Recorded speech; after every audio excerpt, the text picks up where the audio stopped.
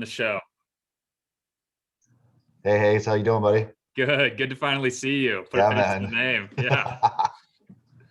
Hello, all. Penny, Sean, what's up? Hey. Hi, Mark. I'm glad you got in. I don't know what happened with that link. I gotta figure that out. I just sent it out again, Penny. That one works, so hopefully everybody gets it. I don't know what happened. I'm sorry about that. I'm gonna share it everywhere.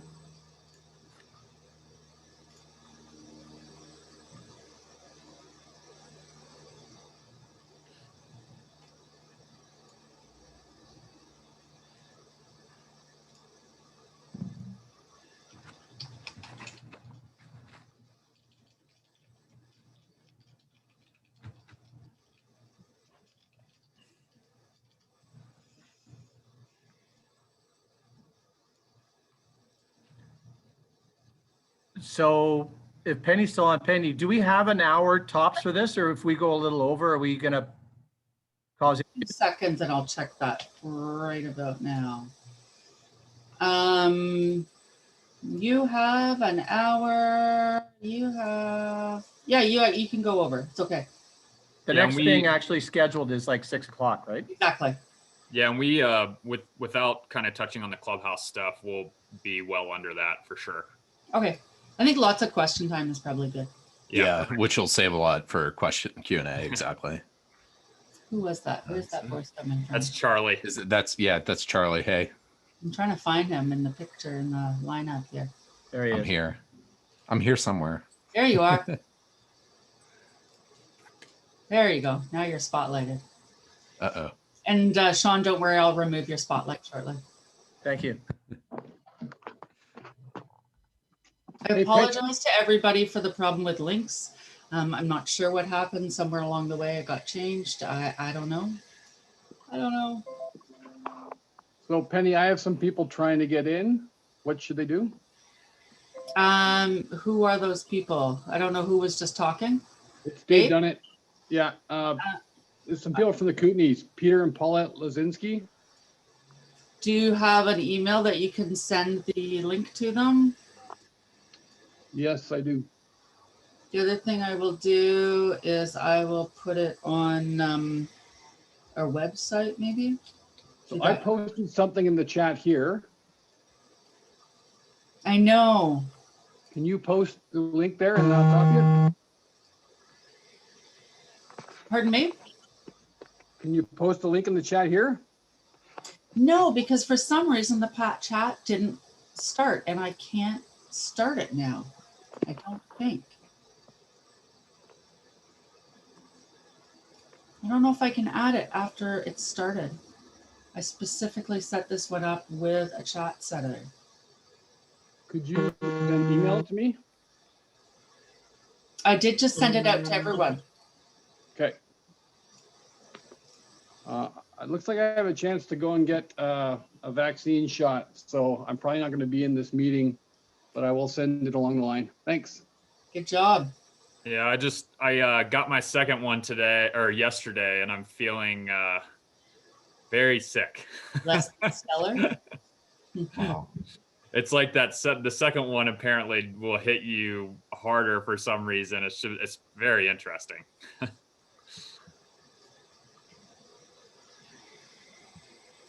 Yeah, we're a little behind you here in Canada. The only people, I don't think anyone, well, there's maybe 80,000 people in BC have had two. Gotcha. I just got my first one Thursday.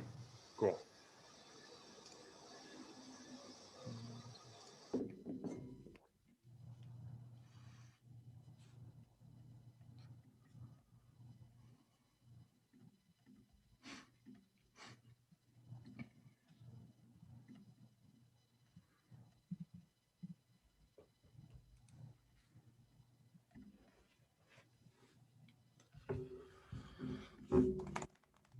Well, I think I saw the number 30 people were interested in the thing, and we're up to 27, so we're almost there. Cool. So hey, far, Charlie, so good. Charlie, do you know Yep. if we've ever done this to where we haven't started a meeting with chat and we've had to enable it As we go. Yeah. I don't know. That's a good question. I know what you mean though.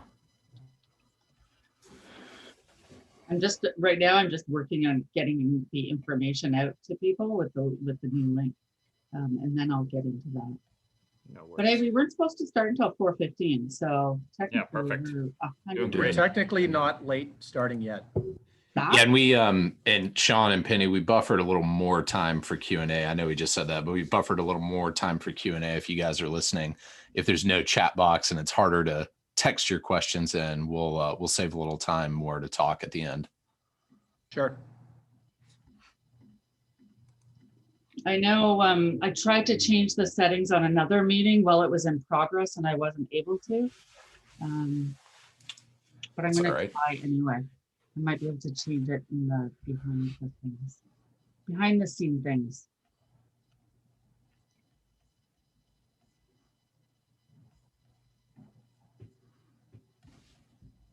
You know what I will do though is I will put, I may regret this, but I will put my cell number in the chat and you can send me. Oh, yeah. What's that? I said, oh, yeah. You can send me messages Uh-huh. Okay. instead of using the chat feature. How's Hey, that? one other suggestion, Penny, is since we're calling an audible, if we need more resources, we have our live chat resource on our website available, and Oh, it'll pipe right to Hayes, so and we can have a transcript of it as well if that's something that you're interested in. That's possible. that'd be awesome. So that might be another way to do it. Yeah, let me get that pulled up too. I'd hate for you to have to sit there on your phone and text everyone back and have to call them all Oh, out. I would not be answering people. I would just be like, yep, I'm going to read them out loud. So I guess just wanna that's a good way to do it too. I don't want to have to change my my cell phone number afterwards. Yeah. I can't think of any other way of doing it. Can you? So what is the link to the website? It's just under www.swimmingly.app.app. I should know that.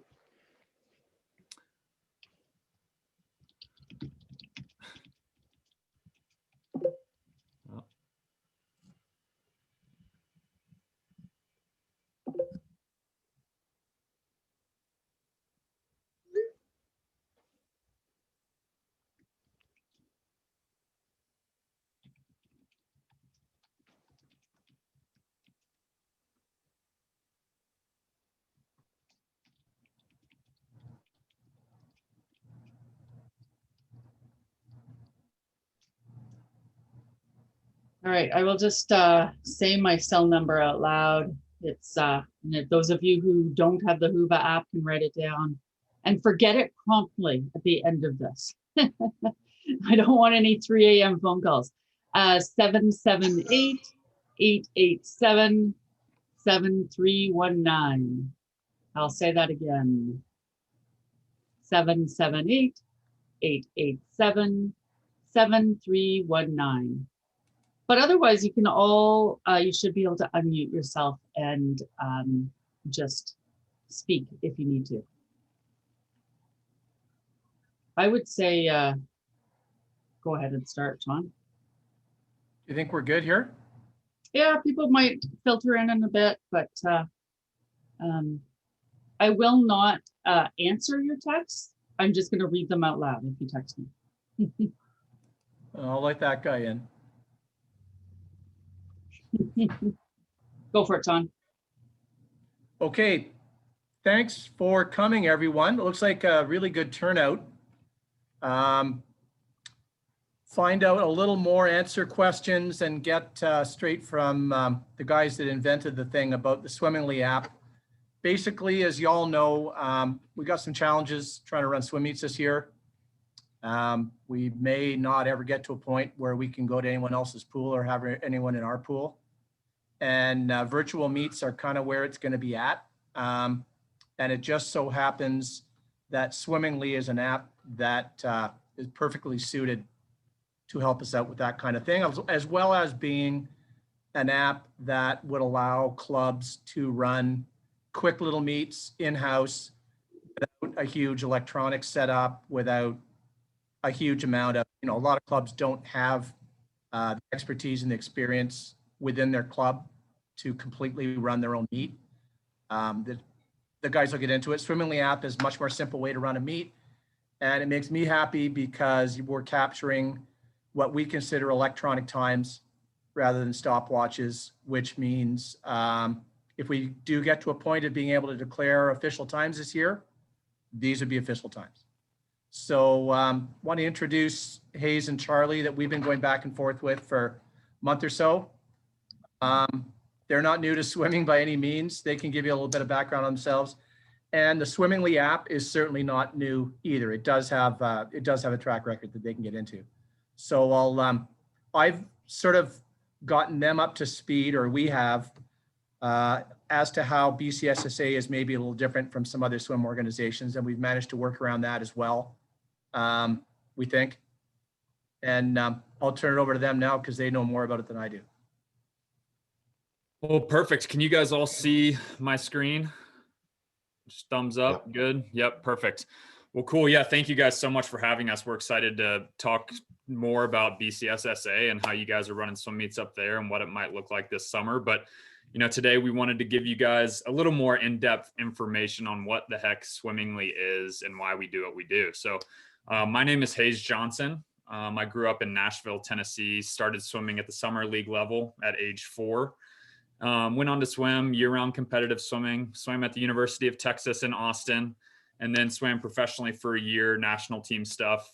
And accompanied with me today is our CEO, Charlie Houchin, and I'll brag on him a little bit as we go through this, but I'll let him give a little intro before we dive into a little brief history of Swimmingly. Yeah, for sure. We appreciate y'all's time today. I think the place that I like to start is the day after the 800 free relay at the London Olympics. And the reason that I like to start there is I was having lunch with one of our Swimmingly advisors on a beautiful rooftop restaurant there in London. But I wasn't just a spectator. I was actually off the heels of the 800 free relay and participated on that and represented Team USA on that relay, the 4x200. And the reason that we were having that lunch, other than having fun and enjoying a great swim meet as always, was he was telling me, and he was excited about Swimmingly. This was the moment for me to step in and kind of go all into Swimmingly. And what I had done over the 2 years prior to that is really gone really deep into the business plan and setting the table for getting ready for what I was about to embark on. And he was sitting there telling me, as a business guy, are you ready for this? Is this what you're ready to do? And I told him, I've had the awesome opportunity, been really fortunate to get to the top of this sport.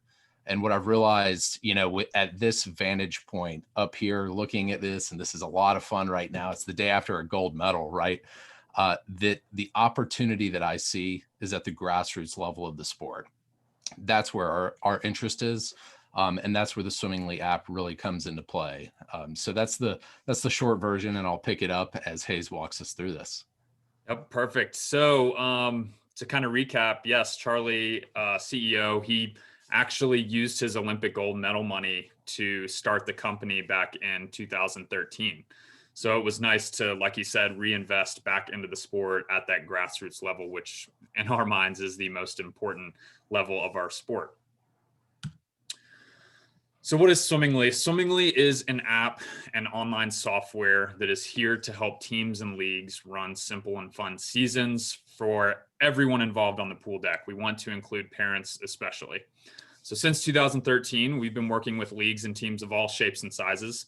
Our smallest league down to 4 teams. Those are very small. We get it. All the way up to 88 team leagues. So we've seen just about everything when it comes to summer swimming. And along with summer swimming, we work with year-round swim teams that can't afford the touchpad system. We work with Parks and Rec, YMCA, Lifetime Fitness, which is an organization of 120 swim teams, which has been fun. And we are across 43 states and 6 countries. So just to show you guys a little credibility of Swimmingly and how long we've been doing what we're doing. So Charlie, you want to take them through the problem? I love it. So the place that we always love to start as we get going in a fun demo or presentation, everyone, is really just starting with the problem. And what we have seen and experienced over the last 8 years now, this will be our 8th summer on the market with the Swimmingly app. And that is 75% of the families are leaving our sport by the time the child in the family turns 13 years old. And the reason that we see and we've observed and what our data says and our experience is because generally speaking, for that average new parent, my parents were year-round parents. Hayes's parents were year-round parents. We spoke that year-round language. We did it, at the top of the sport. But those average families that we really care about, that typical mom or dad that hasn't been to a swim meet before is going to go to that first meet. And a lot of the times they have no clue what's going on. And the reason for that is every step can tend to be disconnected from the one before it in kind of the manual world.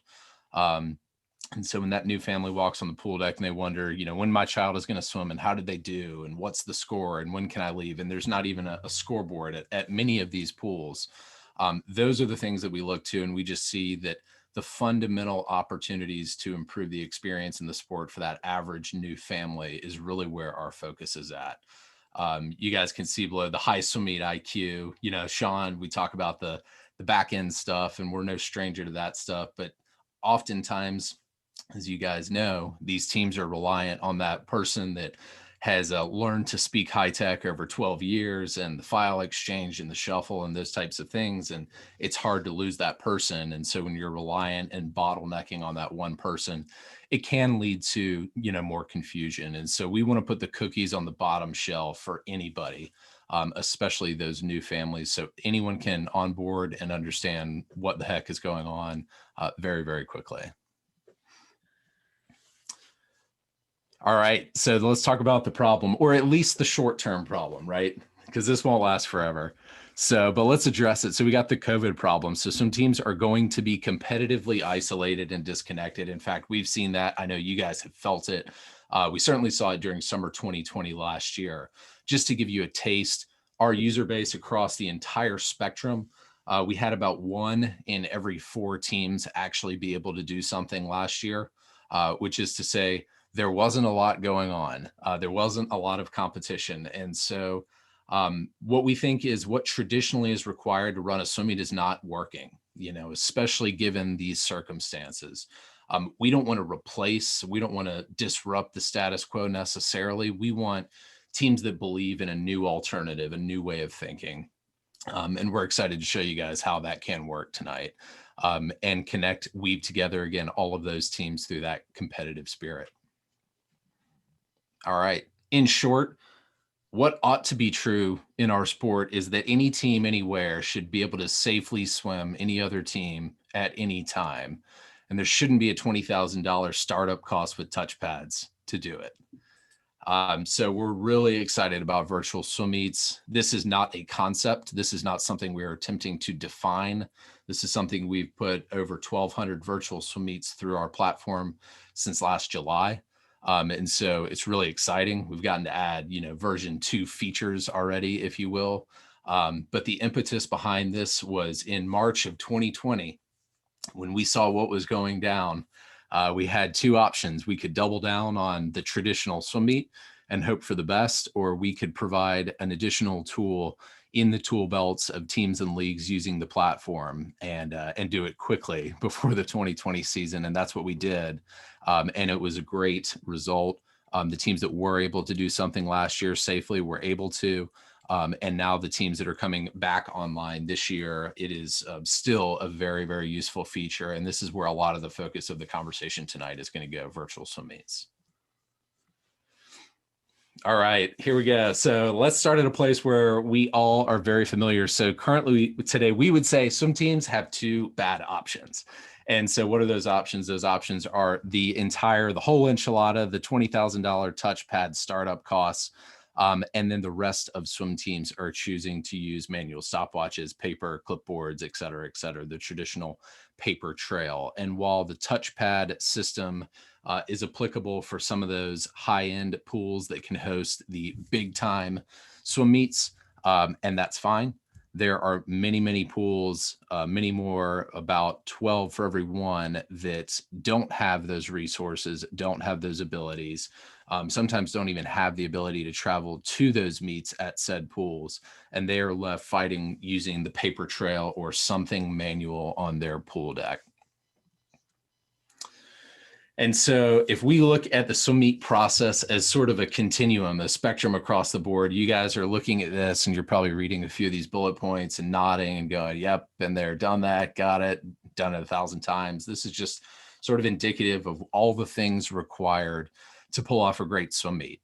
And just reading this, even everyone on here who I know speaks the language of swimming so well, hey, this is a lot, right? And so what we've wanted to do is just make each step simpler and simpler. And so what our focus is to start to do that, as you can see, Hayes flipping over here, we want to just keep things simple. The KISS principle. We want to run a great swim meet or equip you guys to do so and be able to share that experience with all the appropriate constituents, parents, swimmers, grandparents, relatives, aunts, uncles, etc.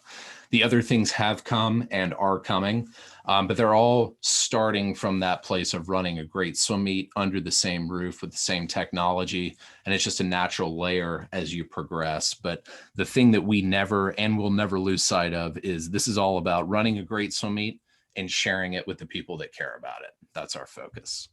Yeah, and so while Charlie queues up some devices, and he'll actually show you guys the app in real time, just want to talk about the app and everything that is included under the Swimmingly roof umbrella.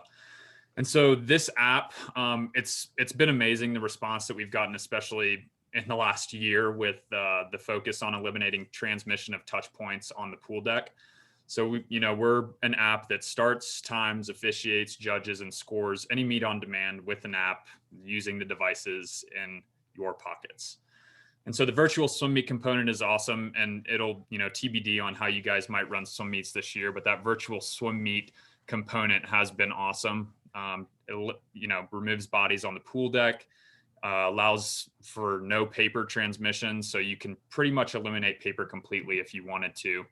And then virtual swim meets are great because you're eliminating long travel days to swim meets, reducing number of people on the deck. And then you have these awesome leaderboards that you guys will always be able to see, even swimming virtual swim meets. So couple stats on our virtual swim meets. Like Charlie said, we've run just about 1,200 virtual swim meets since July of last year.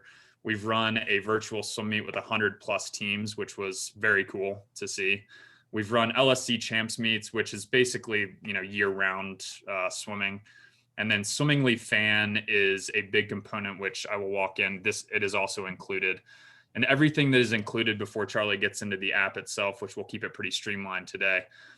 Everything that isn't included, starting from the left, is the clubhouse. You guys use Swim Manager Online, which is great. We have our version that is designed specifically for new parents and volunteers. It is as simple as it can be. So that's the place, online portal for admins, coaches, and parents. And then we have the app on the pool deck, which is your meet management. And our war cry is shorter swim meets for your volunteers, no paper. Obviously simplifying the entire process on the pool deck. And then Swimmingly Fan was brand new right before COVID struck. And so 2019 was our first summer beta year.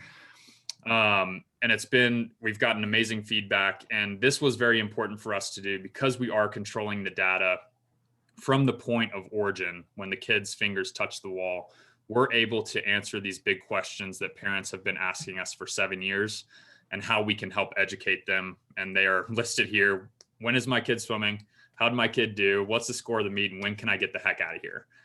And because we have that information running in real time from the app, we're able to project push notifications to parents, which has been incredible. So 3 events before your swimmer gets up to race, you're going to get a push notification that says, hey, Sean is up in 3 events. You might want to get to the pool now. And that's also been great in the virtual swim meet setting. So with all of that being said, I'm going to pass the screen over to Charlie and let him walk you guys through how the app actually works on the pool deck.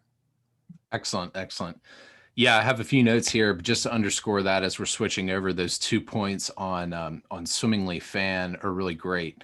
The first one is Hayes was talking about the benefits, and the benefits being Let me blow this screen up. All right, little screenshot for you guys. The benefits, being when is my child going to swim and how do they do and what's the score and when can I leave? The actual sort of mechanics, the features underneath that, if you guys are tracking along, taking notes, are before the meet starts, you're going to see the heat sheet. And so that's automatically synced with it. So you're going to see who's who, lane assignments, heat assignments, etc. You'll see the results at the end after the fact. You'll see the, the scores, etc.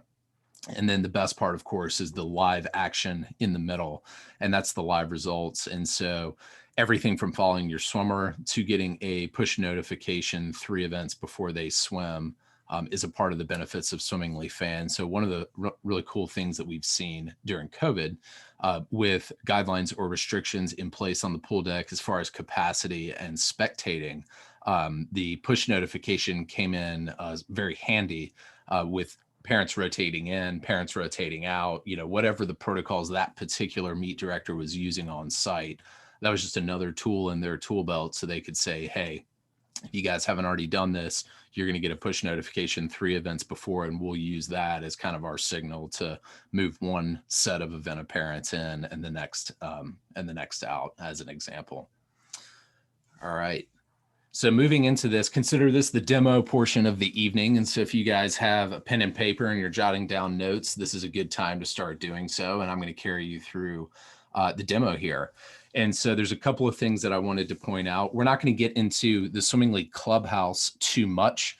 This is simply a way to acknowledge, hey, this is where everything starts. So we understand that you guys use Swim Manager. So we're just pointing this out. And the main reason we wanted to point this out was the virtual meet component. And so doing this, I wanted to point out exactly what was going on. And so I'm going to show you just as an example. I'll expand this meet. There was about 55, as you're looking at this list here, there's about 55 different swim teams, different locations in this particular virtual meet. So in terms of, are we going to run this at the province level, or are we going to break this down more? Are we going to run this one team on each of their pools? Just in terms of what's possible, and certainly we'll help guide you guys in any direction that you guys choose to go. This is just a good example of what's possible.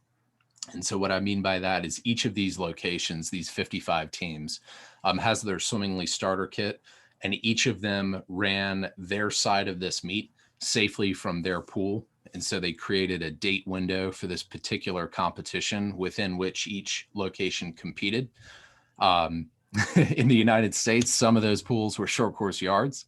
Some of those pools were short course meters. So that's all converted accordingly. That's kind of a non-issue with you guys. So that's good. So everyone's running short course meters is our understanding. So that's all good to go. And at the end of the day, and we'll see how this works in just a minute, I'll jump over there, is that with a tap of a button, each of these locations published their results. And they were instantly available online for coaches, for swimmers, parents, families, constituents. Anyone that needed access could get access to it to see those final results. So a lot of fun there. So enough about the clubhouse. Let's do the fun part. So I'm going to jump over to the pool deck. Let me get a thumbs up if you guys can see. You should see an iPad and 2 iPod devices on the screen. Excellent. All right. So we are now down on the pool deck level. So this is the differentiator. This is the fun part. This is where the change is. If you're a new team, and this is where the fun is. So we see people jumping in with both feet, embracing this change from manual stopwatches, have a lot of fun with it right out of the gate. And so I'm going to show you everything, show you how it works, and give you the lay of the land here. And we'll see all 4 roles here since we have a little bit more time. Again, let's walk through and take notes as we go. But we're going to go through the 4 roles on the pool deck. This is the operations of the timing system in the Swimmingly app. And those are the starter, obviously. And then we have the timers. We have stroke and turn, as we call it, or the head referee can be folded in there as well. And then finally, we have the scorekeeper's iPad that you see on the right-hand side.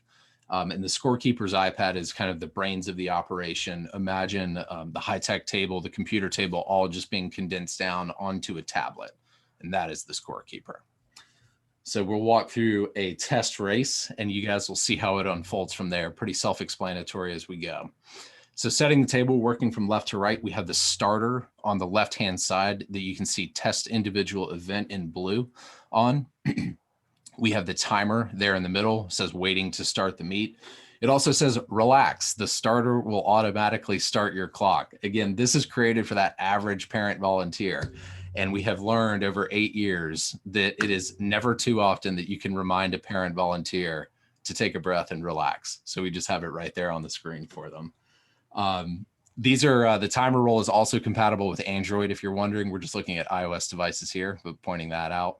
And then finally, the scorekeeper's iPad over here on the right-hand side. Additionally, I will, after we do the timing, I will show you the stroke and turn roll disqualifications. And as we go, just bear in mind, these are actually on my desk in front of me. And so what you're seeing is in real time, just shared on my screen. So it's pretty cool. All right, you can see we got some devices huddled. And before we go, the last thing that I will say, just from a connectivity standpoint at a high level, if you're a team using the Swimmingly app, how do these devices connect? What's the quick version of how this happens? We ship you a box in the mail. And among other things that we'll talk about later, the primary thing that's included is a outdoor pre-configured plug-and-play Wi-Fi unit. You take that, you strap it to the backstroke flagpole by the starter. It's powered over Ethernet with a 50-foot extension cord, so you can run that safely away to, I like using a portable battery pack, or you can just plug it directly into the wall. It's your choice. That is the device by which all of these phones or tablets will connect to the local area network in order to communicate. It's not connected to the internet. That's the beauty of it. It doesn't need to be connected to the internet. Excuse me. So it doesn't matter your current cellular coverage at your pool or lack thereof. And it doesn't matter your current Wi-Fi at your pool or lack thereof. We give you everything in the box that you need. All right. And more on that later, I'm sure. So if you have any technical questions there, feel free to jot them down. All right, next thing that we're going to see here is the scorekeeper's scoring setup. So virtual swim meets, new features, actually scoring is set up online before the meet. And so if we're going to be running virtual this summer, this can be simply disregarded. But the point is you also have the control here on the pool deck level. So this includes the number of places that score and the point allocations and the scoring limits, et cetera, et cetera. And I'm going to start the meet. All right. So here we go. We're working with a blank table. That's good. We haven't run any races yet. And so we're going to get started with our first race. So we're going to turn our attention to the starter on the left-hand side. And we see test individual event. If I tap this blue event order bar, it's going to pull up our event order for this particular swim meet. This is preloaded, typically at the league level. That's how most summer leagues do it. And so you guys that are down on the pool deck level, this is just automatically populated. So when you create your meet, it knows that event order. I know Sean and I have already gone back and forth and we're pretty well versed with what the event order is. And so it would appear there as you would expect. The only difference here would be before event, I believe it's 101 instead of 1. You would always see test individual event and test relay event, so sort of event zeros, if you will. And the reason for having those is you can run as many test events as you need. It's a great way to do a practice start. If you have some new timers, it's a great way to walk through a full race without it counting. It doesn't get published. It kind of just throws it away. And it's a good way to learn how to use the app before you get started. We're going to jump to event number 1. And as we do, if you're wondering why it says that it's a 15-yard race, it's because I grew up in a little summer league that threw a rope across the pool for 6 and unders. And so that's our tip of the hat to the Tar Heel Swimming Association in North Carolina. So we're going to run a 15-yard race, whatever that is. And you can see now on the starter, it says tap anywhere on the screen to start the heat. And so we're going to run our first race. You guys are going to see this come together. The beautiful thing about that average parent volunteer who's usually timing is that this is a hands-free synchronized start. And so when they ask, how do I start the race? You will say, relax. The starter will start your clock. Swimmers, take your marks. And if you heard that loud buzz, that's all too familiar. You can see that the clock is off and running. So you can see the starter on the left side and now the timer on the right side. I've set this meet up as 2 lanes because it's easier to see with 2 lanes on here as we're sharing multiple devices on the screen, but you can see we're off and running. All right, let's turn our attention now to the middle device, the lane timer. And you can see we're at 30 seconds here. Tap anywhere on the clock, on the screen to stop the clock. So I'm going to do exactly that. You'll notice the starter is still running. That is totally fine. That's by design. It's 100% independent of what we're doing over here on the timer screen. Charlie, real quick, there was a question that came in. What if you accidentally tap the screen? A common question, the gotcha, the best question.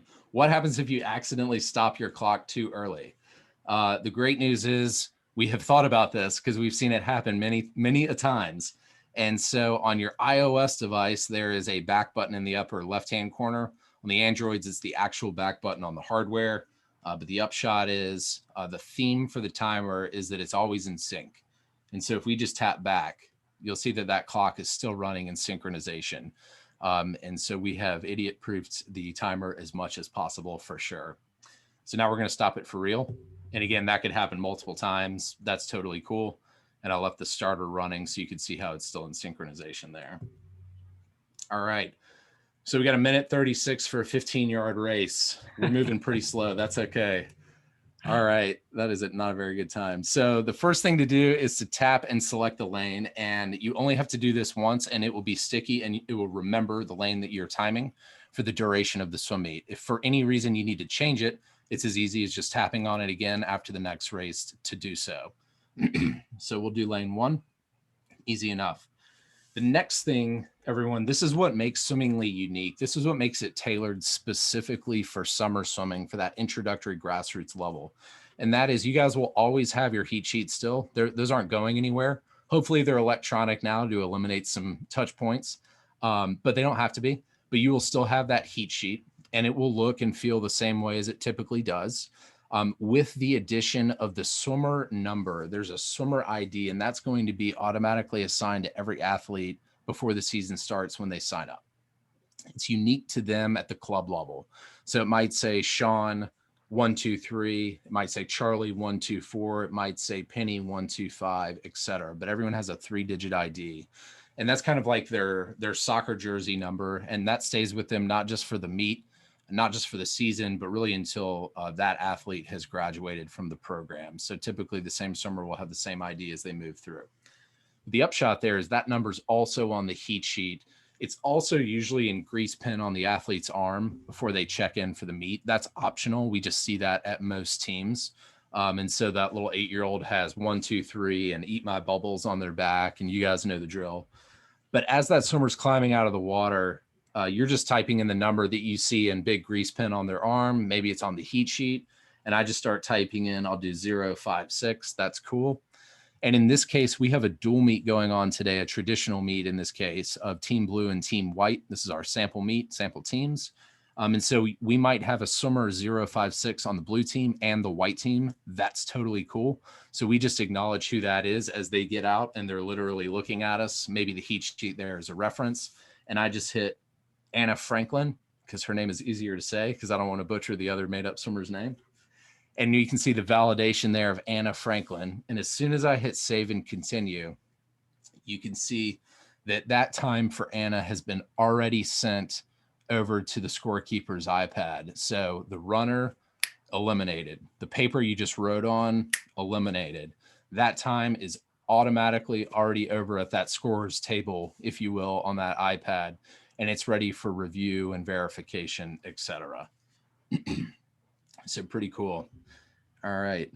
I'm going to show you one more feature on the starter, and then we will begin moving on to the other devices. I got a question, and it's probably what you're going to next, saying, this is amazing. How do you guys address flyovers? Perfect. It's a beautiful segue. It's a beautiful segue. Okay, perfect. Let me blow this one up. Perfect. All right. So our starter's back over on the right-hand side. Excellent. You can see, okay, so the clock is still running from the first heat. So if you remember, I said that it moves independently. And the reason it does that is at any time the starter before, during, or after said race that is in the water, you can just go ahead and go to the next heat. and have it reset for that next heat. And so it doesn't matter what the timers are doing or if the kids are still in the water, the starter can always have it queued up for the next heat or even the next event. So I'm going to show you with respect to flyovers is a great question. I'm going to start heat number 2. Hopefully that wasn't too loud for you guys on your end. And we can see that the race is off and running. Now, these swimmers in this heat, fortunately, are going to be a little bit faster than Anna in the previous heat. And so now we have somebody that went 12 seconds. So we have much improvement here in heat number 2. And we'll type in the other, we'll do Ashley this time. All right. And we're going to save her time. But before we do, this is the flyover feature with respect to Hayes's question. And we call it the quick start feature. And so the message to the starter, as you guys know, I'm sure there's some starters on here and well-versed timers. In the traditional swim meet, the starter is always beholden to the last timer, right? You can only move as fast as the weakest link in a swim meet, and that's okay. But that's always been part of the drag on the run time of a swim meet. And so what we have realized is we have the technology to change that.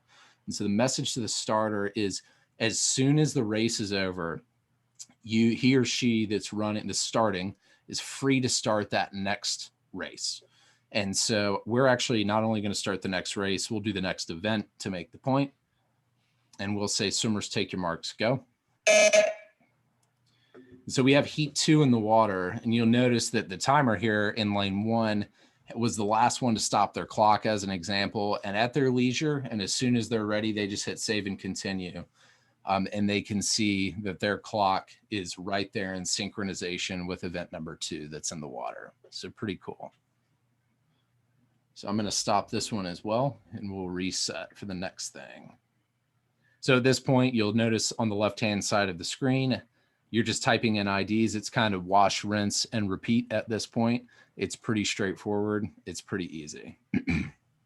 I will point out one more thing here on our starter device now on the right-hand side. On the event order menu, one of the things that we noticed, our war cry being shorter swim meets, in order for that to be true, you need to be able to combine and adapt on the fly when necessary. And so you can always combine heats and events. The way to combine events, you can see right here on the starter's device, combine events. And so if you ever need to do multiple events in the water at the same time, you certainly can. I'll select event 3 and 4 just as an example. And you can see when I do that, it switches to multiple heats, multiple events. So just a good way to keep the meet running faster. All right, excellent. So now that we have covered the majority of the stuff on the starter, I'm going to pull that one off the screen and I'm going to replace it with the stroke and turn judge.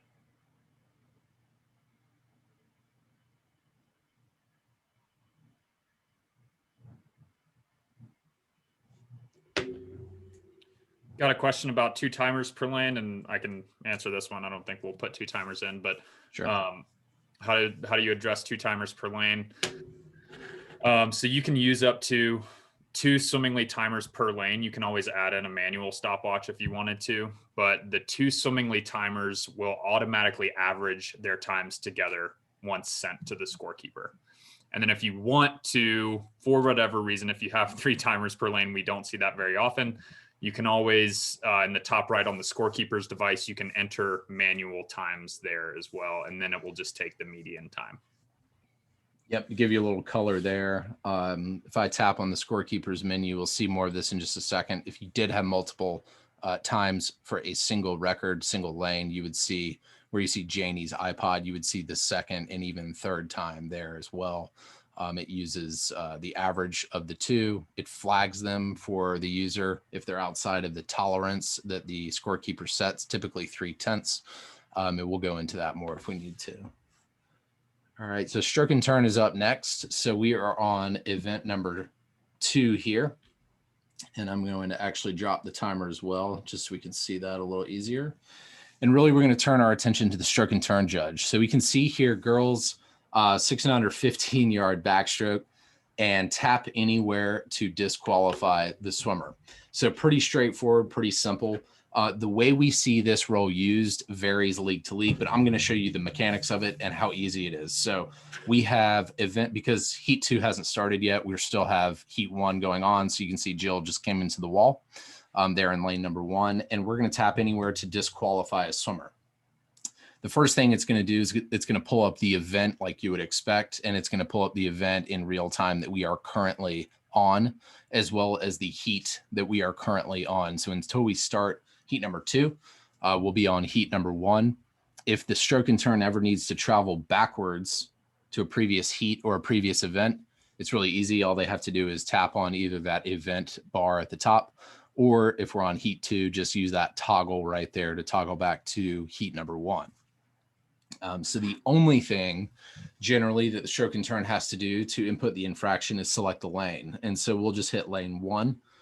And it already knows again that we're on event 2 heat 1. And so we just put lane 1. Of course, there are no IDs involved in this role. It is the objective position. They are not needed or wanted. And so you just observe where the infraction occurs and you put it. And then you put the general information that you would know and expect. So we'll say, well, we got a backstroke event. Hayes, what's a good disqualification since you're the backstroker? Pass vertical. Pass vertical. So on the finish, maybe, since we have a 15-yard race and there's not exactly a flip turn here. All right. Delay initiating turn. There we go. And if you need to put in 2, you can put in 2 for good measure. All right, upon review, all you have to do is hit save and continue, and you can punch that information in, and immediately you guys just saw that disqualification goes over to the scorekeeper's iPad. Again, this is literally in real time in front of me, so it's pretty cool. You guys are seeing what I'm seeing. And Jill's disqualification has been sent into the scorekeeper's table, and it's immediately ready for review, confirmation, overturning, arguing about, debating, whatever it is that you guys want to do.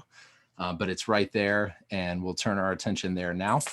And the last thing to show you on the stroke and turn, this is the same as the timers, but there's a clipboard in the upper right-hand corner, and that's just what you would kind of expect it to be. And that is a log of all of the actions that you've taken throughout the meet. So in this case, is stroke and turn. It's just going to show you all of the infractions that you have input, the event, the heat, the reason, etc. This is all mirrored also over at the scorekeeper's iPad. And so you can see it locally on that device that created the infraction. You can see it over on the scorekeeper's table as well. All right, so that's what we'll dive into here. So I'm going to drop this last device from the screen and just focus on the scorekeeper's iPad. So we're making our way. I appreciate you guys hanging in there, writing down notes. So the scorekeeper's iPad is a great little device. It's a handy little device, and it is effectively the computer table condensed down onto a tablet. And so this is the device where all of the results are coming in real time. All of the DQs and infractions are coming in real time. The score is being generated based on the way that you guys are scoring it in real time. If it's a traditional meet, if it's virtual, it's obviously done once all the teams report in. And any review, confirmation, overturning, modification, edits, manual times, disqualifications, any of that can be directly addressed right here on the scorekeeper's iPad. So let's run through a few things real quick. So we'll use Jill Rogers as the example here, the swimmer that's been disqualified. We call this the simple view. This has all the information in a quick glance. And if you ever want to see an expanded view of any of these results, you can just tap anywhere within an event, any of the athletes, and it'll take you over to what we call the expanded view. So you can see each swimmer per row that way. We'll go back. I like the simple view, and we'll look at Jill Rogers' result. The second thing is if you single tap on any particular record, it will show you all of the information related to that particular record. So in this case, we'll tap on Jill's record, and you can see all of the basic information that you would expect to see. You can see any points scored if applicable. She's disqualified, so I don't think she gets any. And next, you can see the disqualifications. So the fun part here, if you guys remember from a moment ago, What you see right here is exactly what the stroke and turn put in on their device. So it is almost like the scorekeeper is peeking over the shoulder of that stroke and turn. So sometimes the head referee uses this, sometimes it's the scorekeeper reviewing whatever is most applicable for you guys. I see Penny's hand up. Penny, what you got? I got a message with a question, which is, can you hear me? I'm sitting back a little bit. Yeah. What operating system does the iPad need to be able to operate the app? I've got about two questions. So. Yeah, you bet. We are compatible for the iPad. We're compatible on iOS 14, 13, most likely 12 as well. That starts to reach back into devices that are 7 or 8 years old at this point. But in terms of kind of the qualitative, how far back does the support go? That's about 5 to 6 years between iOS 13 and 14, but either one of those would be just fine. And were there any issues with Android users? Is iOS better for the app? Yeah, it's a good question. The short answer is no. Right now, the compatibility with Android is specific to the timer role. Obviously, you can have 12, 18 of those devices. So for that reason, that was the first cross-platform place we started. If there are any complications on Android, it is almost always because the settings and the end user controls over certain settings are just deeper than iOS. And so in those events, we try to add video tutorials or how-tos or anything like that. But there's nothing that can't be solved with a phone call. So I personally like iOS, but I started using a Mac when I was in middle school. The timer roll works good for Android and the devices too. If you're looking on Amazon, you can get a lot of those pretty cheap as well. So totally a preference thing. Perfect. Hey, I've got one real quick, Charlie, and then we can keep pushing through. Okay. It came in on chat, and Sean also asked for DQs specifically. We got asked if there is an option for a text field, and we do not have that, but we do have some data. We have about 60% of our leagues in the States use the stroke and turn judge app, and 40% of those that are, happen to be a little more competitive, which is totally fine, they will use DQ slips, and you can manually enter those DQ slips on the scorekeeper. So same process as usual, write the DQ on the slip, pass it off to the scorekeeper, and they will manually enter it onto that scorekeeper's device. And then some will use both. So if they do want a free text field, they will just have a couple slips in their pocket for those specific DQs. So they'll DQ with everything else. And then if they do need that free text field, they'll pull out a slip and just send those ones to the scorekeeper. Yeah, for sure. Yeah, Hayes covered it there. Yeah, just because we have a stroke and turn role doesn't mean that you have to use it or that all teams do use it. As an example, if you were just watching the screen, I just directly disqualified Ashley in heat number 2 here. And so in that case, paper slips could still be traveling across the pool deck in order to input them directly on the scorekeeper's iPad. Now, would I want to do that if it was my team? Of course not. But it is a good way to have a team be able to kind of tiptoe into the process as opposed to jumping in with both feet, no pun intended, in the first year. So we have some teams that are all in from the start, and we have some teams that kind of want to do the tiptoe thing. And that's just a good example of both of those are afforded to you for making disqualifications. All right, I'm kind of wrapping up because I think the Q&A will be a little more informative and instructive. But if you bear with me for another 4 minutes, I'll give you the rundown, the quick version for the rest of it. Lightning round. All right. So the next thing is the time. So you can see Janie's iPod here. If there were multiple timers in this lane, you would see the multiple unofficial times here on the edit details view. The 2 times that come in would be automatically averaged. And if those 2 times, excuse me, allergies, were outside, if they are outside of the tolerance that the scorekeeper sets, which is defaulted to 0.3, it would give you guys can see that yellow warning, that notification there. It would give you one of those indicating that those are outside of tolerance. There's a few other warnings and reasons. I'll show you that in just a second. But that functionality is extended to the end user. So it can just say, okay, we're running 2 timers per lane, but show me as the scorekeeper, show me anybody that's outside of 3/10 or 5/10 or 7/10 or whatever I tell it as the scorekeeper. If you ever need to do a manual time, you literally can just tap on the record and you can create a manual time. It's as easy as it sounds. It already knows who Jill is. It already knows the team that she's on, etc. If you need to create a pure manual record, in the upper right-hand corner, there's a plus button. And you can literally just go through and let's say that the timer in lane 8 wandered off to the bathroom, or both timers in lane 8 wandered off to the bathroom, but the coach got the manual time. Crazy example, but summer swimming is crazy. You can just pop in a manual time right there. Once the event is over, here was a great end user feedback that we had several years ago. They said, hey, we love to announce the score to the meet as the meet progresses, but we're not quite sure what's official at this point and what isn't yet. And we said, why don't we give you guys that power? So as soon as an event is marked as official, you guys as the scorekeeper can literally just tap that to toggle, just a great visual indicator to toggle what has been checked off and what has not been checked off yet as you go through reviewing results. That will also, in a traditional meet, toggle the unofficial team score. If I tap that to official score, you can toggle between the unofficial team score and the official team score based on the events that you have marked as blue at that point. So pretty easy. And then the last thing as far as actions are these little yellow notifications. And so there are 5 or 6 reasons why this would come up. One of them is when those 2 times are outside of the tolerance. That'd be one reason. Another is if a boy ends up swimming in a girls event or vice versa. Sometimes that happens with combining events, etc. And that's just a good flag. There's a few other ones, just good ways to prompt that scorekeeper to say, hey, here's a flag, here's what's going on, and here's maybe a pretty easy way to take care of that. So just a really good, easy way to verify results as you go. And finally,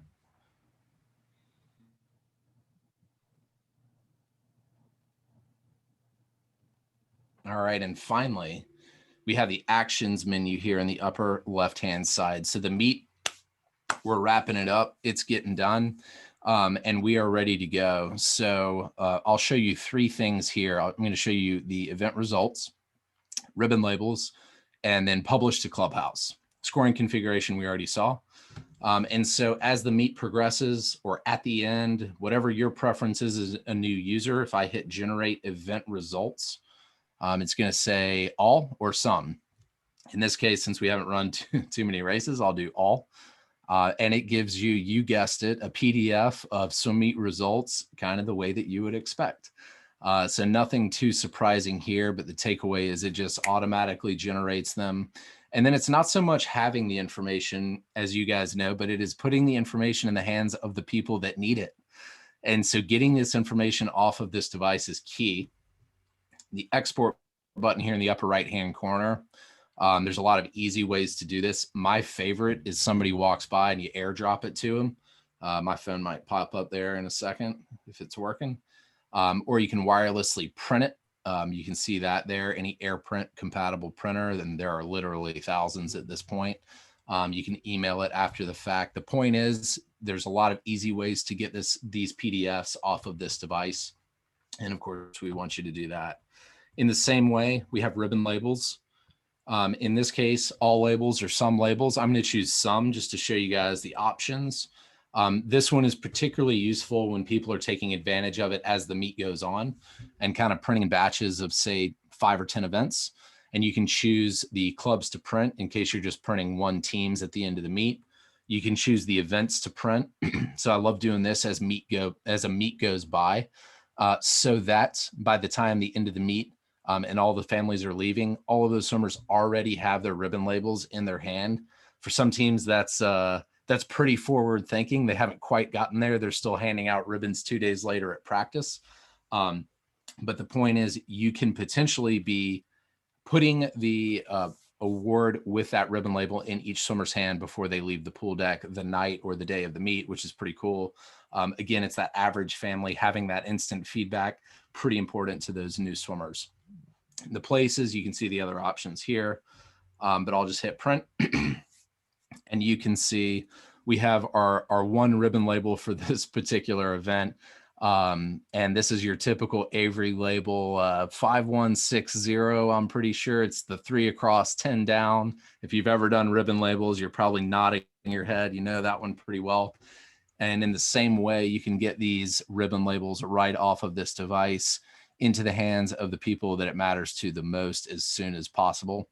And these two, last note, these two PDFs, the ribbon labels and the results, when you publish and finalize a swim meet, these are also available in your team's clubhouse. So you're not chasing down the mom or the dad with the iPad 2 days after the meet.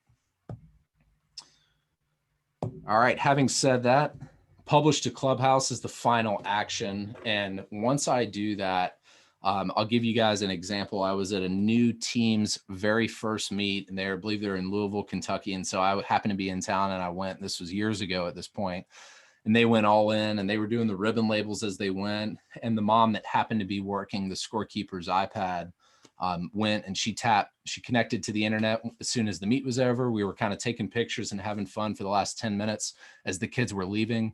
And she hit publish to Clubhouse. All the results were published. She turns off the iPad and she goes, "So what work is left to do?" And I just smiled and we laughed, and there was no work left to do. It was done. She kind of had this, "Is this too good to be true?" look on her face, which is always really cool to see. So again, for that average family, as soon as you hit publish, you can always make revisions later. There's always more to it. There's always a deeper level with data if you're a computer guy or a computer mom or gal. But at the end of the day, when you hit publish there, it's good to go. And so I appreciate you guys hanging in there. We'll start doing questions now. We've already had some really good ones, and I'll turn it over to either Penny or Sean or Hayes, and we'll keep the Q&A rolling. So I appreciate it. Thanks for hanging in there. Yeah, and I'll just finish this up, if you don't mind, real quick, Charlie, because there's some pricing questions too that I just want to zip through. So just a lot of information in a little bit of time. We're here to answer questions for as long as we need. We like to say you don't need a degree to use Swimmingly. We've made it for the new volunteers, online access for all coaches, parents, swimmers in one place. No more file shuffle, which is great. We will address one thing that you guys will use. No paper on the pool decks, and then live results and sharing the information with all the parents. So on an average swim team with 150 kids, this is what it looks like beforehand. So average summer swim meets last about 3¼ hours. We are taking dual meets, for example. Out of our data, there are 28 volunteers on the pool deck, 500 sheets of paper, and no way to really educate the families. And then after Swimmingly, with that 150 swimmer roster, they saved on average 60 minutes per swim meet. They're off the deck 60 minutes faster, which is great. 9 fewer volunteers needed, no paper, and live results for everyone involved. So a little bit about pricing. We have had an absolute blast getting to know a lot about BCSSA and working with Sean and Penny. And so we do want to give BCSSA a deal for this year. And any team that wants to jump in with both feet, we're excited to help and on board for this summer. So starter kit, like Charlie mentioned, what comes in that starter kit, and these go to every team that uses Swimmingly. Within that starter kit, you do have a router. So this is what the router looks like. It's awesome. It works at, we tested at 75 meters, which is great. And then it also comes with lanyards. So another question that came in was, do parents ever worry about using their phones on the pool deck? In 7 years, eighth summer coming up, I hate to say this and knock on wood, but there has been 0 phones dropped in the water. And they come with, all the starter kits come with lanyards. So you wrap them around your phone. It's universal, works on just about any device, which is nice, kind of acts as a stopwatch. And then in the event that someone is running low on battery, we provide battery sticks just in case. Typically, we don't have an issue with that, but we like to provide that notion. And then we will, we'd love to train any and all teams that do come on board. So we like to take time on Zoom and make sure that you guys are ready to rock and roll. So in that starter kit, our typical cost to every team is $400. The BCSSA discount for this year is $300. So we've knocked $100 off those starter kits for you guys. And then the membership on the right-hand side, this is our model. This is our business model. This is how we keep going. It is $18 per swimmer for all of our teams. we have knocked it down to a first year discount for you guys for $10 for this year. We know it's new. We know it's close to the season. We know we don't know what the swim meets will actually look like. So we wanted to make it as easy as possible for you guys to be onboarded this year, hence the discount for British Columbia. So that is the pricing. I'm sure we'll have questions. 2 questions that Sean sent me that I just want to quickly address. One was connecting the starter to an Infinity starter system. That is possible. So there are cords out there that connect your device directly into an Infinity starter, into that starter output. So you would just have to start the Infinity start button and it triggers the start to the devices. So there's no dual tapping. It's just one device. The other option, which is rapidly growing in the States, a lot of teams don't have the $1,000 to go out and buy an Infinity starter. They're using these awesome portable PA speakers. And if you could hear the noise, the loud beep on the starter that is programmed into the app, that was actually recorded from an Infinity starter. So that just plugs up to a PA system, direct line in. And when you tap the screen, it projects loud through that speaker. That's just another option as well. And I just wanted to address that. And the last question, and then we can get into it, exporting data. So once the meet is complete and results are published, you guys can export results from Swimmingly directly into Swim Manager via SD3 file. Also, you can import and export entries into and away from Swimmingly. So that functionality is always there for you guys. If you do want to check out Swimmingly and you want to keep using Swim Manager, we work both ways. So all is good there. So with that being said, any more questions from Penny and Sean and anyone else, we will hang on as long as we need to. So thank you guys so much. Yeah, perfect.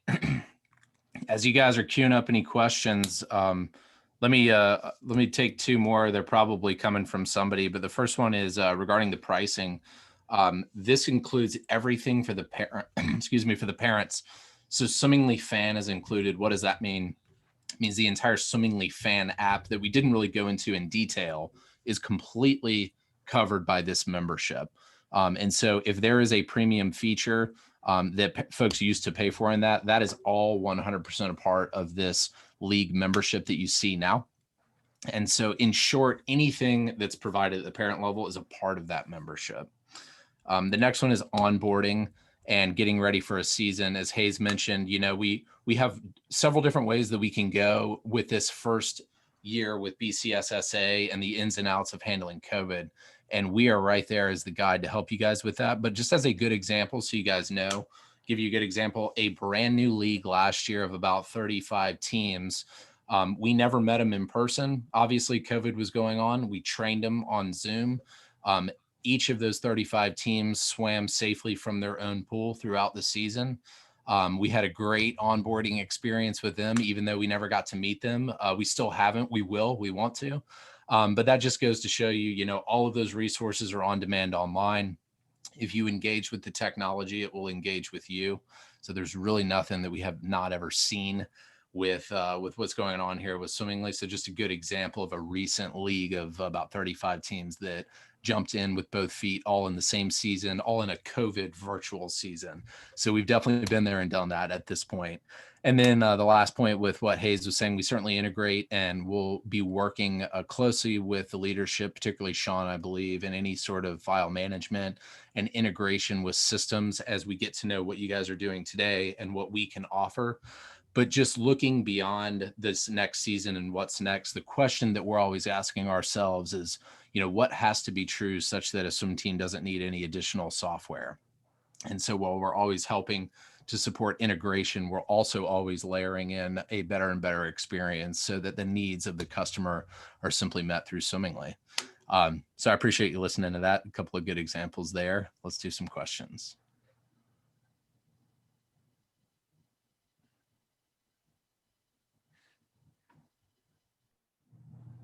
Oh, Kathy's got her hand up.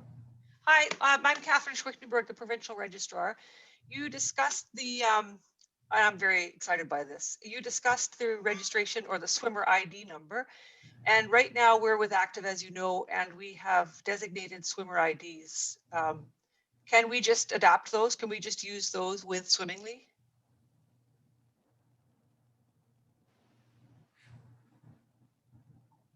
You're muted.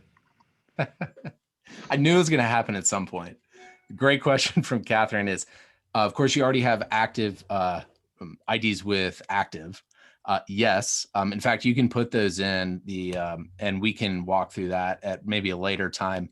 The swimmer ID that we are referencing is really more of the front end, their jersey number, if you will. If each swimmer has that unique ID in the active system, we can also put that in the system as well from a database standpoint. So definitely accommodate both. Absolutely. Okay, thank you.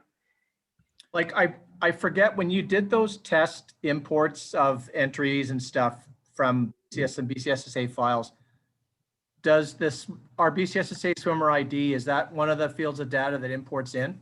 Yes. Yeah. Okay. Yeah. And I'll definitely walk through that as we continue with you, Sean, offline, but definitely we've been doing this with some of the other international teams as well. And that the artist formerly known as that USA ID field, it's the Canadian ID, you know, it's the wherever you are ID. And so Right. we definitely support that. And I'll definitely be working on that with you as well to make sure there's no snags. Thanks, Catherine. And sorry, I was muted. Sean asked me to mention the pricing is US dollars, just so you Right. guys Right. are aware of that. Yep. And the swimmer registration fee, that's the app that parents pay for. That's not on a per person, per club basis. Is that right? That's voluntary? So that is a per active swimmer on each team model. The app itself at that point that's free, always free to download for any parent volunteers. So there's no gateway, there's no barriers when you're trying to help volunteer. You just need to log in and you're provided with the meet ID on the pool deck. But that's per swimmer for the entire season. Right. So I'm still not clear. So there's the startup fee, which is 300 US with the lanyards and all the rest of that. And then there is a per swimmer fee. Yep. Correct. So every parent pays that. And do they have to, or is that a parent choice? That is mandatory. That is like the membership in Swimmingly. Okay. And is that only for swimmers who are in meets? Yeah, good question. It is we see this often with teams who might have a lower level group, the 6 and unders who maybe never compete in a competition. And so what we recommend to do is just sign up the swimmers that are going to be in meets and don't upload the swimmers that won't be in the meets. But that would be for any active swimmer in competition for the season. The parents can sign them up in a few clicks. And then the functionality is such that the parent can pay directly. And so there's no direct cost to the club, that $10, other than the one-time starter kit fee. The parents can pay that directly. There's no direct cost to the club. Or we can handle that in different ways, paying at the club level, various things. And usually we just handle that on a case-by-case situation when new leagues come on board. Okay. So when a club signs up, so just one more time, because I'm feeling a little dense, and I think it's because I've understood two different things. No, it's okay. When the club signs up, they buy the kit 100%. And if they have 100 people, then they also pay $100 times whatever that fee is.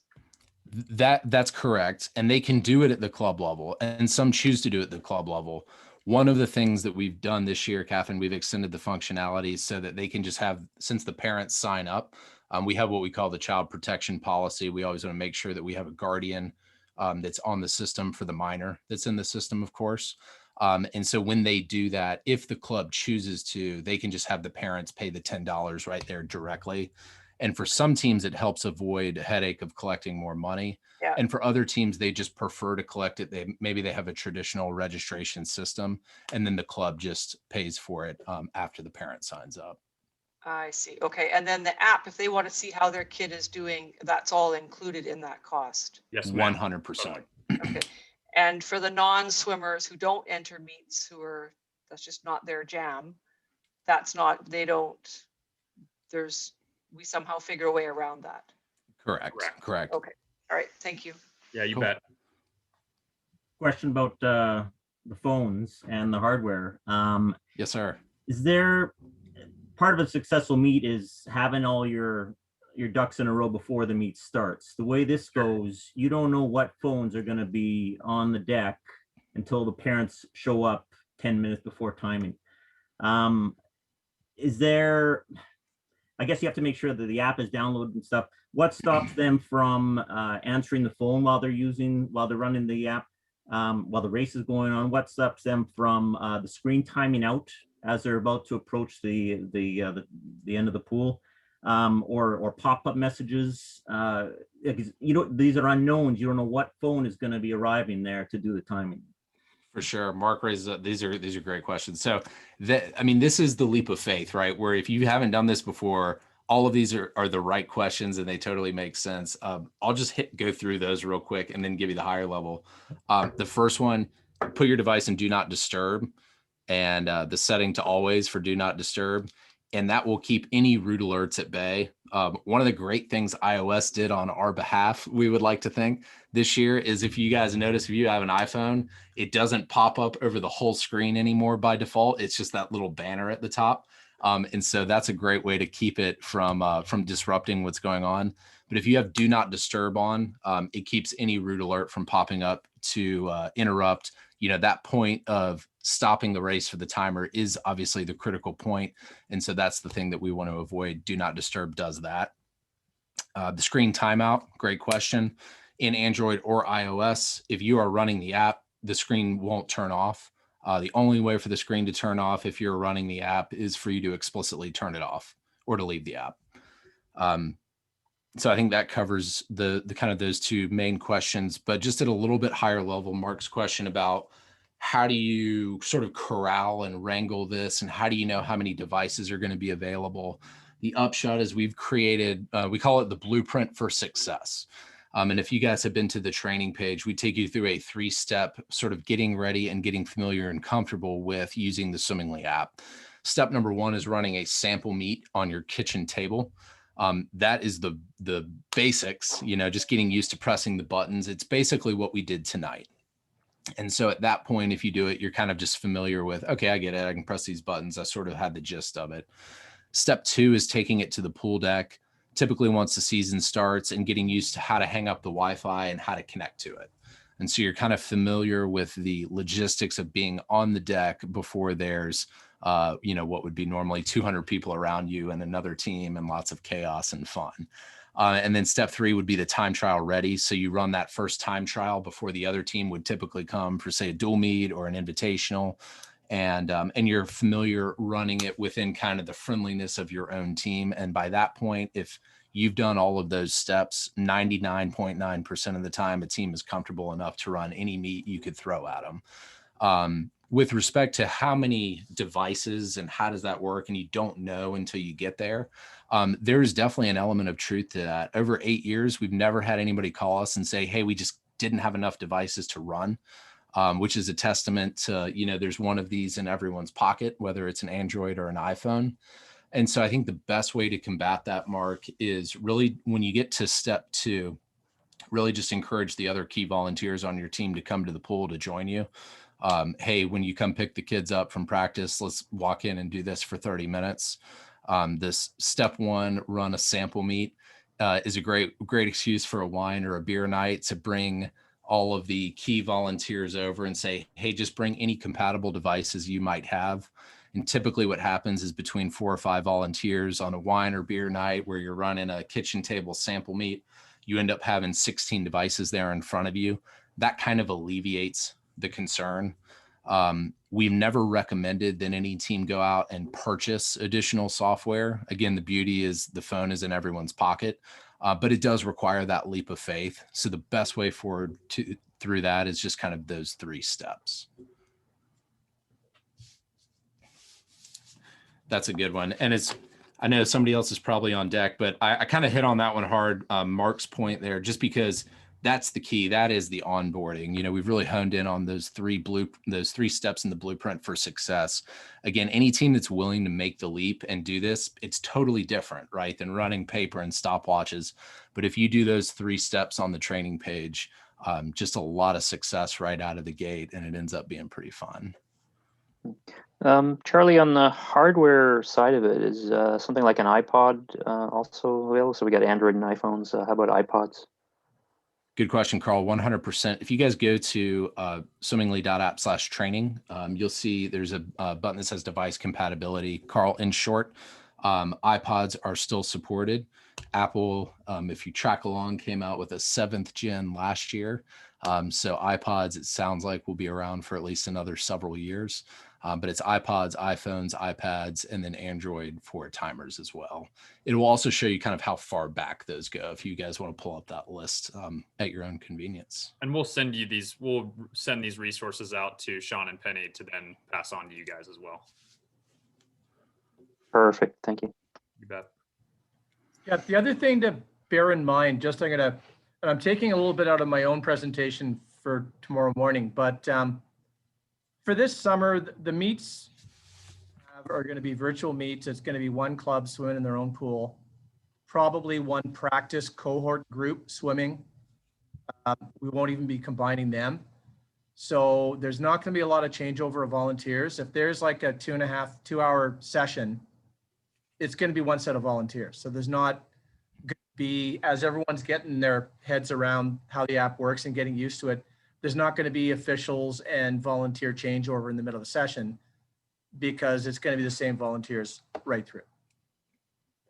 And there's not going to be a huge time crunch. We're not pushing 700 kids through provincial championship prelims in 4 hours. You're running 30 kids times 4 events in a session.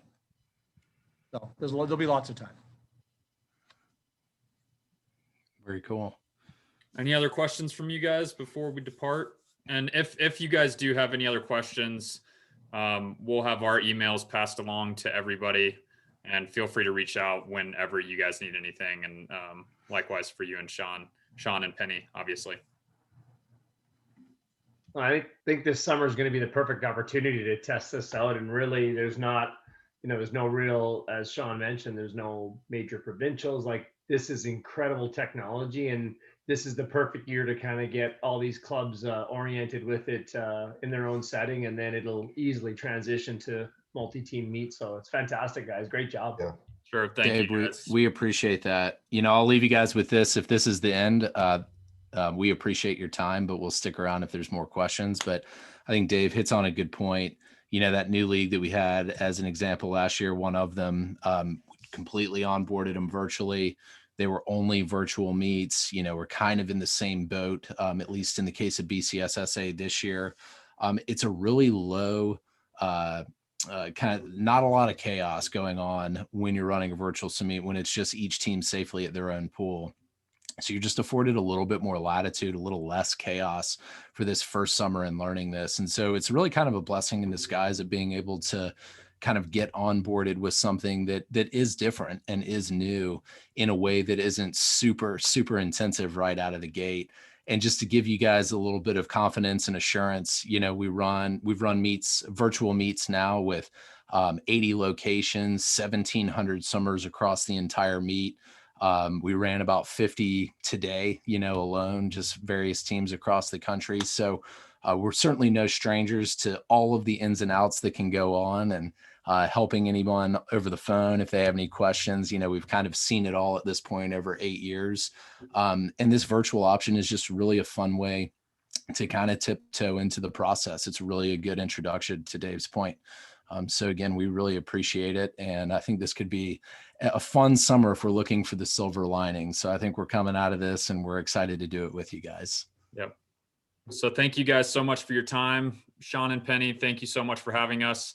We are excited to hear from you guys for sure, and excited for a fun summer. So till we hear from you guys next time, thank you very much. Thanks, guys. Goody. Thanks for taking the time. Thanks, everybody. Appreciate it. Awesome. Thank you. Bye, Take guys. care.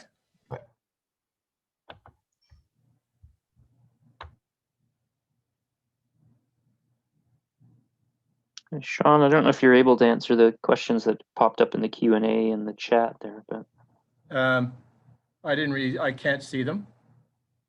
yeah, this is it's a little odd.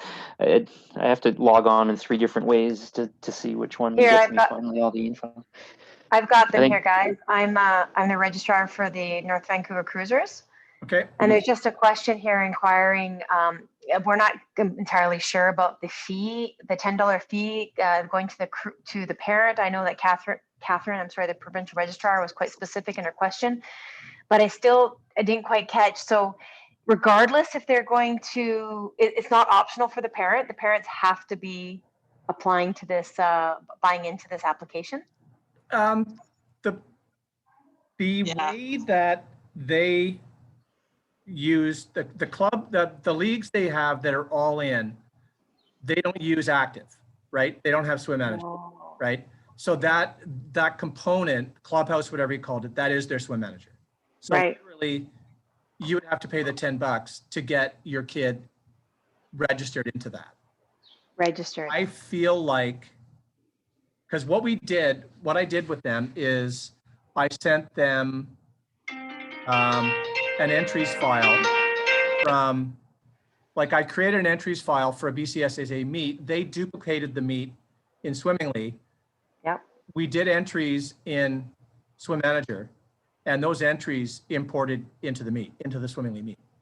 Okay. So, I mean, they're not going to tell us that kids can get in and swim without paying the $10. Yep. I don't see how it would not let them in. What won't happen, just like parent that doesn't have Meet Mobile, you're not going to get that parent portal. You're not going to get notifications of when your kid swims. You're not going to be able to look at results. You're not going to be able to look at what events they're signed up for in a meet. That's what I was understanding. I was understanding, okay, if I don't sign into the $10 a year, no big deal. I'll look at someone else's phone. I mean, they're sales guys. I'm a sales guy. They're not going to tell us that, right? But we're not doing the entries for the meet within Swimmingly. We're doing it in Swim Manager, creating a data file, and that data file is being imported into Swimmingly. Into Swimmingly meet just the same as it would into a regular meet, right? Right on. Yeah, I nearly asked a question. Thanks, Dana, because I was coming up for round 3, but I thought that I was being particularly obtuse. But I think there's going to be a lot of other people with that very same question, so we need to get that nailed down. Because my next question was also going to be, well, how are you going to tell? Yeah. What if you create your database in Swimmingly? Then they can tell. And they can. You pay your $10 before the kid can be added to the database. But if we're still importing database, so they don't have access to our data? No, the only data they have is when we pull kids, when we import entries into a meet. Because what their model is that a league will sign every kid up. So basically every kid is in the database for every meet before the meet starts. And it doesn't matter whether they swim or not. Right. We're not there yet. But we're still, and I made it pretty clear to them, which is why they didn't get into the clubhouse thing too much, that, I mean, we just got all the clubs on board with active, right? Kicking and screaming in a lot of cases. We're not going to change that. We're going to swim manager for the foreseeable future. Okay. So. And just so we're clear, active, you own your own.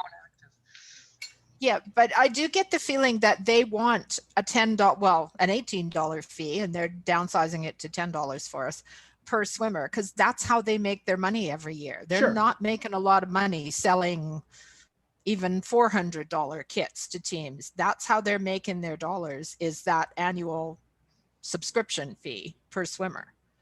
Correct. So I don't think they much care whether it's the parents who pay it or the teams who pay it. No, they don't. They just expect all swimmers to pay. Yeah.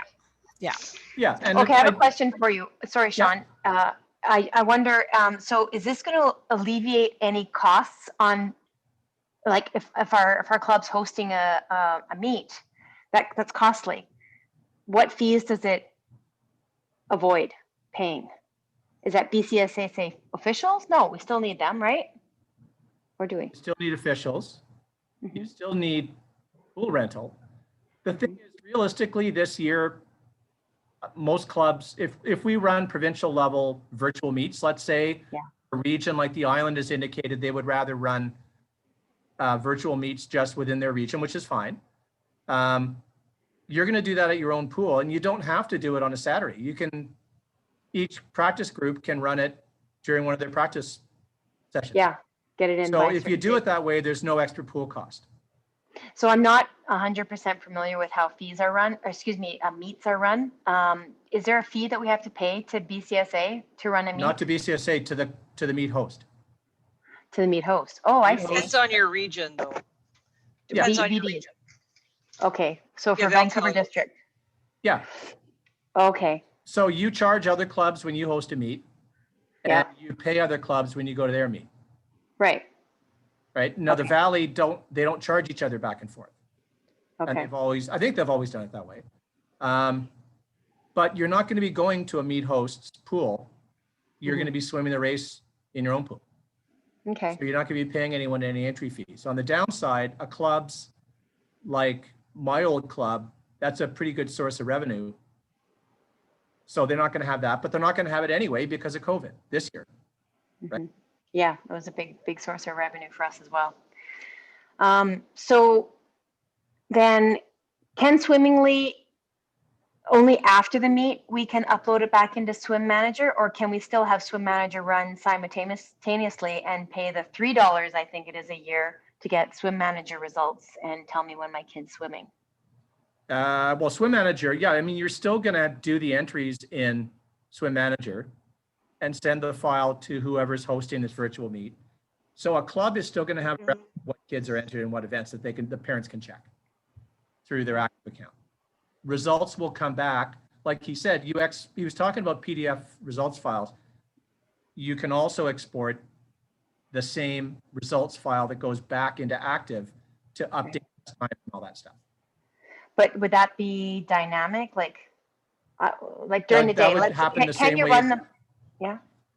That would happen the same way it does for regular meets now. So later. essentially, we'd be running both applications at once? Oh, no, you're talking about Meet Manager. Meet Manager, no, you wouldn't need to run Meet Manager. There would be no laptops at the pool whatsoever. Oh, I see. Manager is the club database side of things, right? The kids, register the kids, keep track of times, their birth dates, all that stuff, right? You don't need that because Swimmingly takes care of all of that. Well, that you still know. We're not going to use Swimmingly for that. Oh, okay. We're going to use Swimmingly to run the meet and for the parents to see what's going on with meet results and that kind of stuff. So so maybe I missed that too. So where are we setting up the meet? I've always done it in Meet Manager. It would just be Swimmingly. Okay. I thought you said the other, right. And basically each place if it's a virtual meet, each club that's in that meet doesn't have to set up their own version of the meet. Right. They're basically just logging in and they're uploading their heats for each event to the master. Right. So I'm in Swimmingly and I will then upload my meet from, so when I'm in Meet Manager, I'll compose my meet, blah, blah, blah. And then I usually send it off. Here you guys go. I will just upload that into Swimmingly. No, you will get. You just export your swimmers. I believe you can export an events file into that the clubs put into Swim Manager in order to do their entries. Yeah. Worst case, you would have to create a BCSSA meet and a Swimmingly meet. Swimmingly meet is the one you would actually run. The BCSSA meet would be only to create that events file that goes into Swim Manager so the coaches or whoever can do the entries. Because we're doing that, we're still doing that in active. Okay. That's what I played around with them, and it worked fine. Okay. So I I've pulled together my meet in Meet Manager, send off my events file. The coaches plug in their swimmers. But then they send their entries file. Yeah. Gets sent to whoever is the high level person on the Swimmingly meet. Right. And that high level person on Swimmingly, what have they done? They've made sure that the event numbers are all matched and the like. Correct. In Swimmingly. Okay. Yeah. And the reason that this works for divs is because normally, like every other league in the world except us, it's 9 and 10, 11 and 12, and we're divs. But what they did is they just said an event is girls 8 to 10, or whatever it was, 7 to 9. to cover off Div 1. The next one is 9 to 10 to cover off Div 2. So though the 9 is in 9-year-olds can be entered in 2 different events. And that's up to the coach to get that right. Correct. You just go by event number. Yeah. Well, we've all done open, what do you call it? It's no different from the multi-div events where you have to know which event number to put them in. Right? Which you have lots of mistakes. You do. And you're like the classic, the way I always double check for mistakes is you run a psych sheet and you look for kids that aren't where they're supposed to be and you move them. You look for the, Div 8 swimming against the Div 1s. Yeah, Cool. so that Okay. that workaround we did figure out and it works. Because I was worried right away, I was worried about the divs. Right. Okay. And the OCATs. We didn't really get there. And another div. The non-O, non-S guys.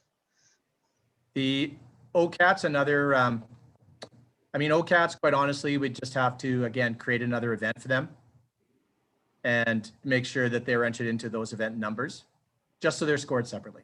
Okay. So work to be done.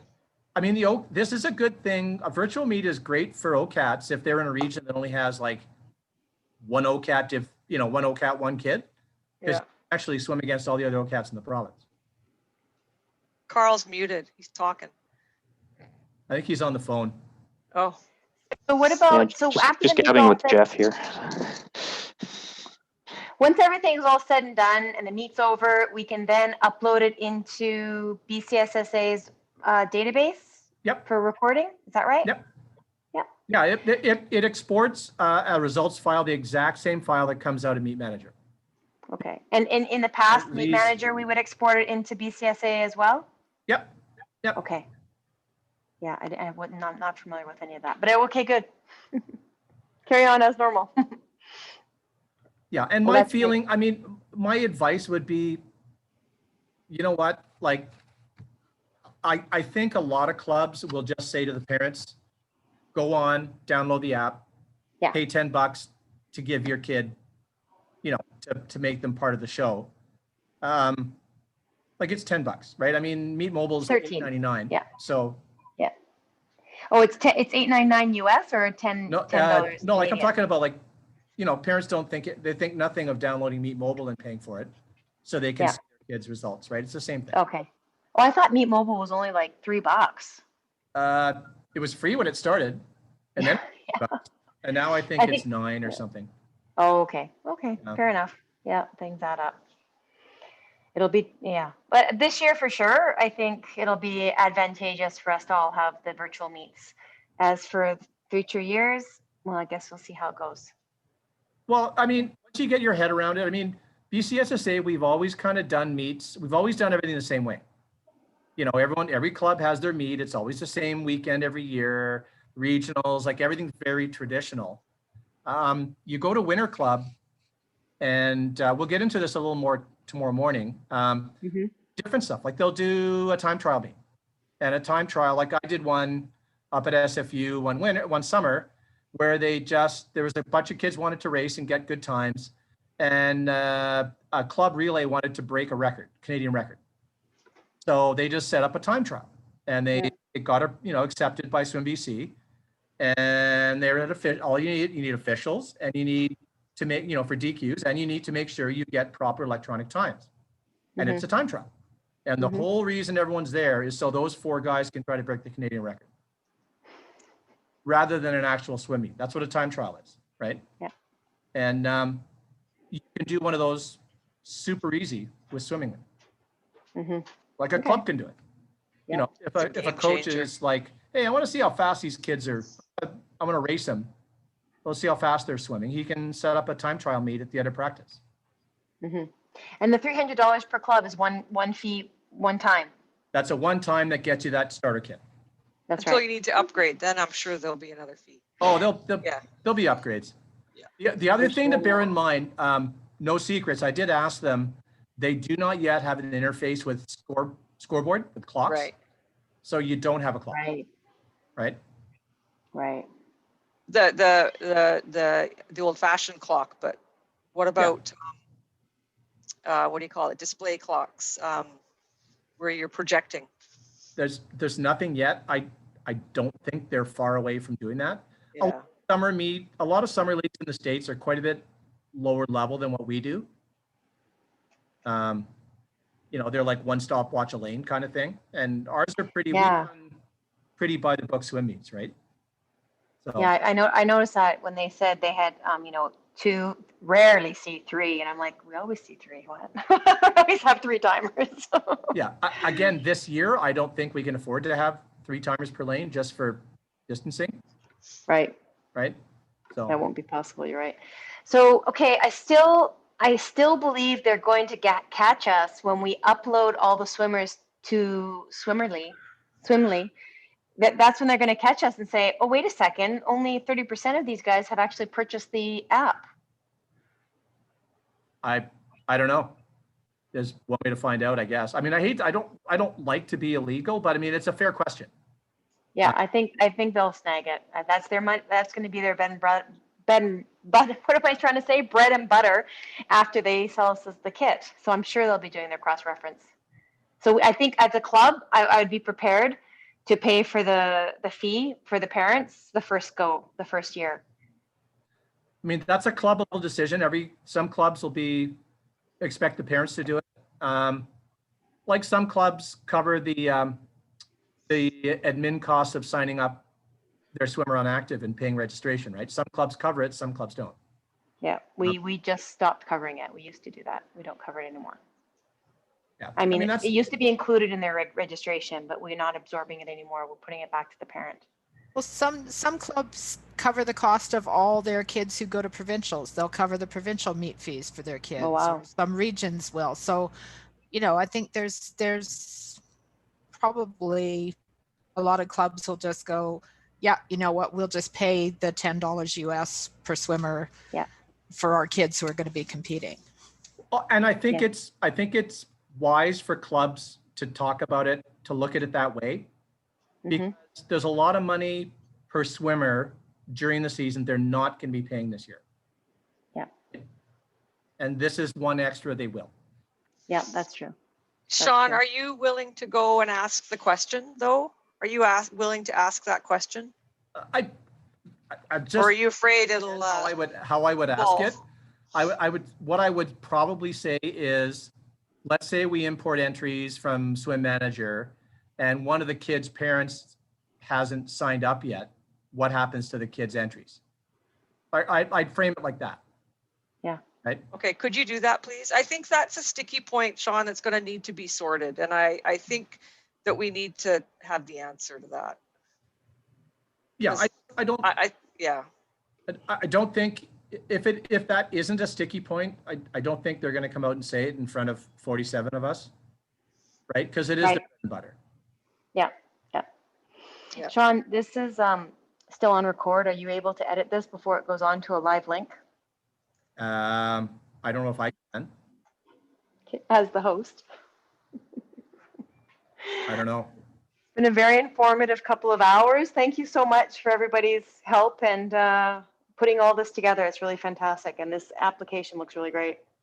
Yeah. Any other questions, please forward them to me or Penny, and we'll get them answered. But I will explore that.